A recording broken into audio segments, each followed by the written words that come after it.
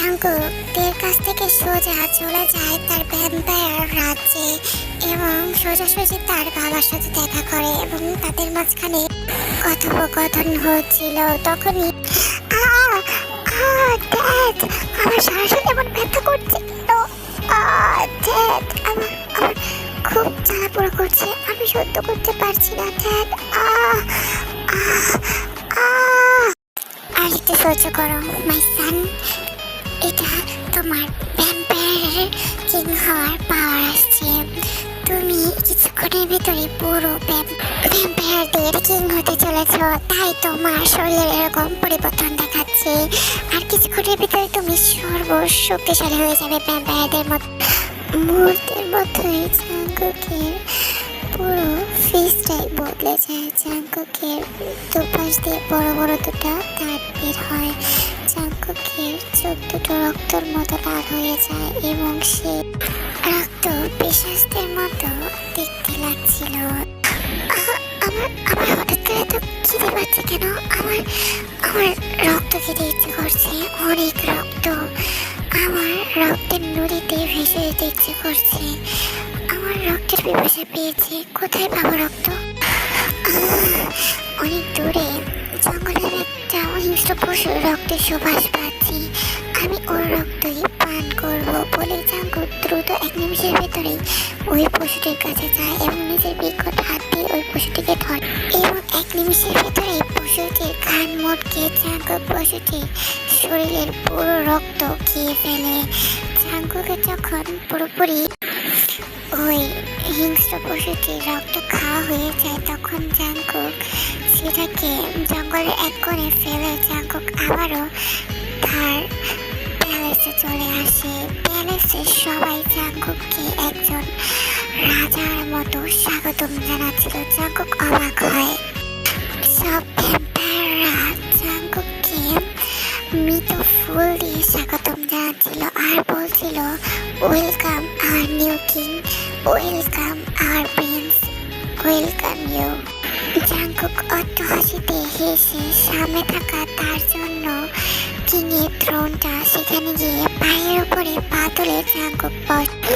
অন্যদিকে আমাদের সকালে যখন ঘুম ভাঙে তখন নিজের সারা শরীরে বিকট ব্যথা অনুভব করে।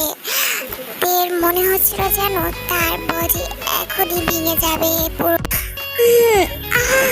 আমার শরীরে এত ব্যথা করছে কেন? কাল রাতে কি হয়েছে আমার? মাথাটা প্রচন্ড ব্যথা করছে, সহ্য করা যাচ্ছে না। আসলে তের সাথে কালকে রাতে যা যা হয়েছিল জাঙ্কুক তের মাথা থেকে সবকিছু ভ্যানিশ করে দেয়। রাতের কিছু কথাই মনে নেই। আয়নাতে নিজেকে খেয়াল করছিল। সারা শরীরে কিসের যেন কামড়ানোর দাগে পড়ে গিয়েছিল। আরে এসব কিসের দাগ আমার শরীরে? মনে হচ্ছে কোনো হিংস্র কিছু আমাকে এভাবে কামড়িয়েছে। ব্যথা সহ্য করা যাচ্ছে না। সিদ্ধান্ত নেয় যে আজ সে ভার্সিটিতেও যাবে না। সারাদিন ঘর থেকে বের হবে না। মা অনেকবারই তেকে ডাকতে আসে, বাট শরীর ভালো না বলে সারাদিন ঘর থেকে বের হবে না বলেছে। অন্যদিকে ভ্যাম্পায়ার রাজ্যে জাঙ্কুক তার থ্রোনে বসে বসে তের কথাই ভাবছিল। কাল রাতে সে তের সাথে কি করেছে এগুলোই ভাবছিল।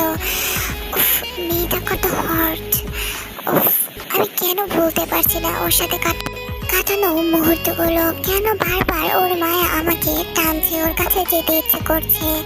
জাঙ্কুক এগুলো ভাবছিল। তখনই নামজন এসে জাঙ্কুককে বলে, মাই সান, কি ভাবছো তুমি বসে বসে?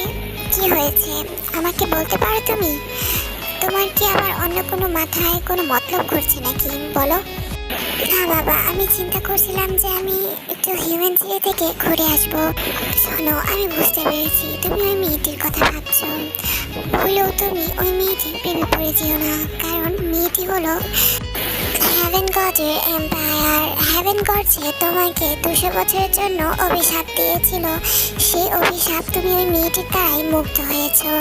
কিন্তু হেভেন গড আবারও দোষ খুঁজবে এবং তোমাকে নানান মায়াজালে ফাঁসিয়ে আবারও তোমাকে অভিশাপ দিতে চাইবে।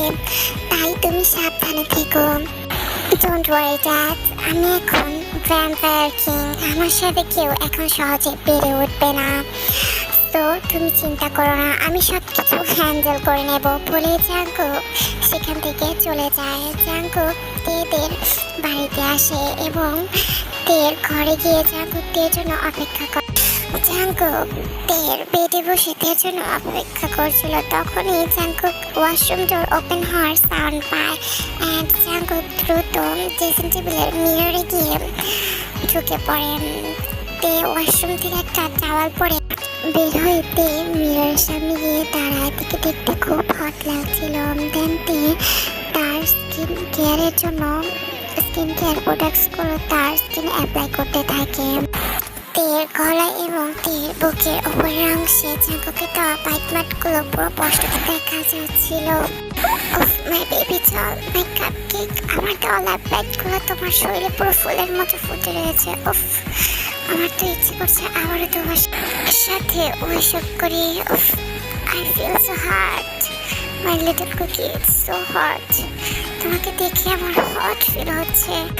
জাঙ্কুক নিজের সাথে নিজেই কথা বলছিল আর তের রূপের বর্ণনা করছিল আর নিজে নিজে হাসছিল।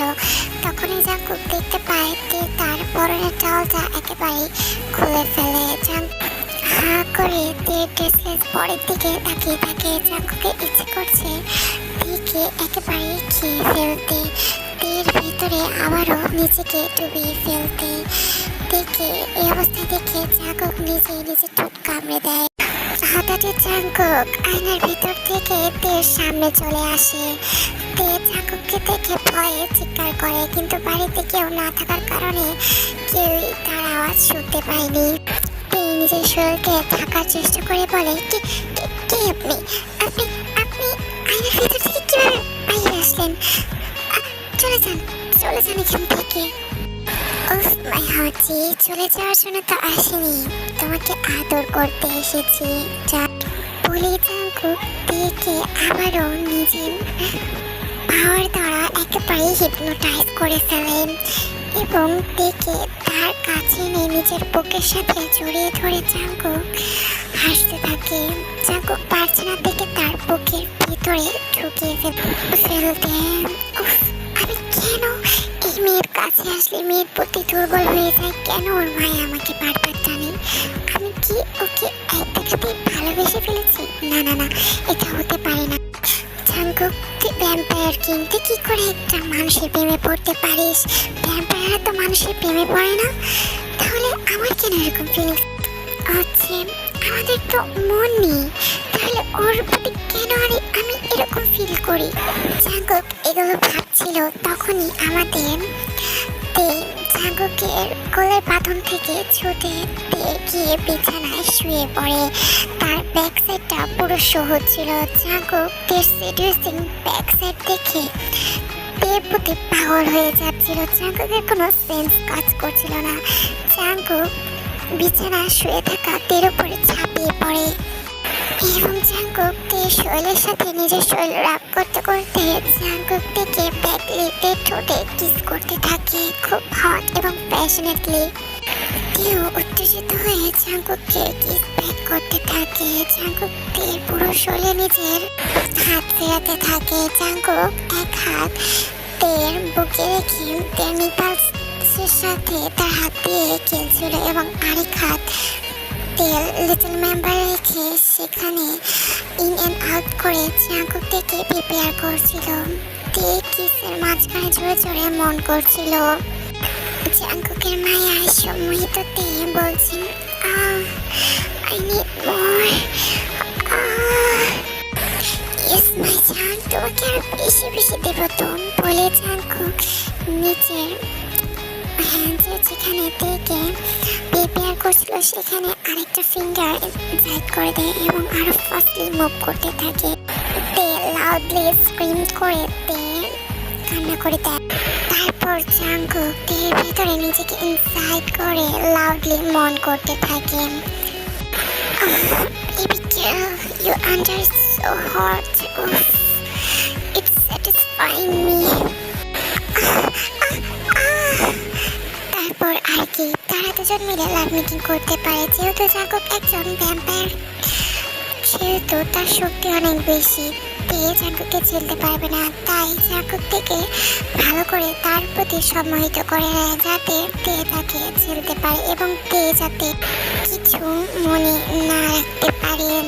দেন আফটার 2 hours তাদের লাভ মেকিং শেষ হয়।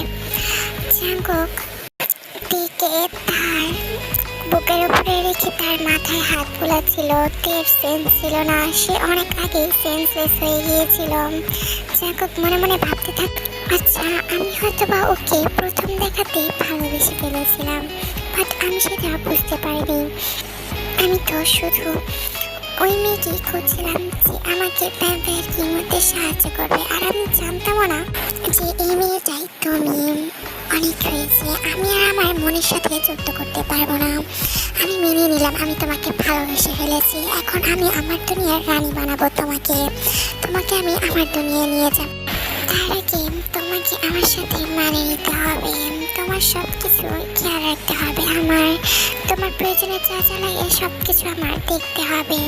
পুরো পরিপাটি করে মন থেকে আমি তোমাকে যেভাবে গ্রহণ করেছি, তুমি যাতে আমাকে সেভাবে গ্রহণ করবে। জাঙ্কুক এসব মনে মনে ভাবছিল, তখনই তের সেন্স ফিরে তে চিৎকার করতে যাবে। তার আগে জাঙ্কুক তের মুখকে তার ম্যাজিকের মাধ্যমে বন্ধ করে দেয়, যাতে কথা বলতে না পারে।